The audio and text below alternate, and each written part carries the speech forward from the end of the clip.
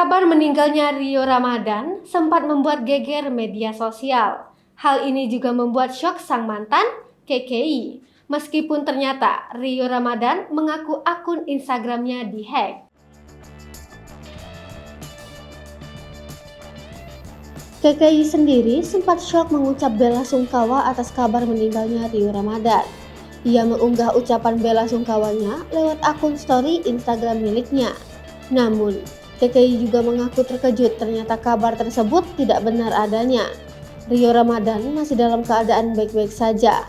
KKI pun tak merasa bersalah lantaran tidak mengetahui kabar yang sebenarnya. Wanita yang mengaku pemilik nama Rahmawati KKI Putri Cantika ini pun meminta maaf lewat akun sosial media miliknya. Waduh, apa yang terjadi sebenarnya?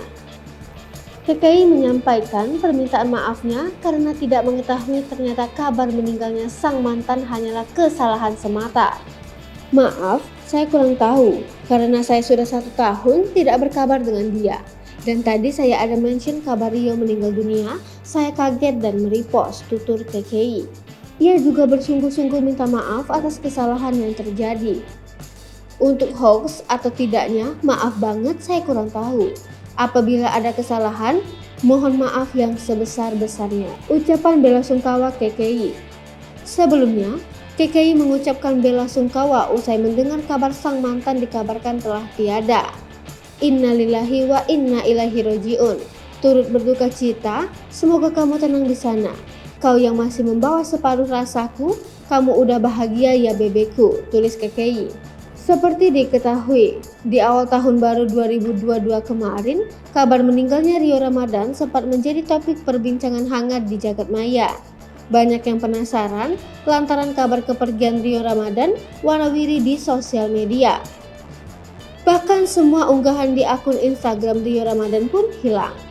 Foto profil Rio Ramadan pun berubah menjadi hitam, sehingga meyakinkan netizen kalau kabar kepergiannya benar adanya.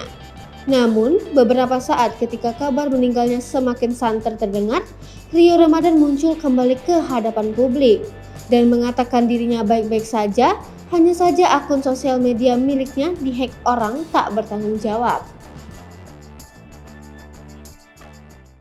Hai pemirsa Sri Popo TV, jangan lupa komen, like, dan subscribe, serta tonton terus berita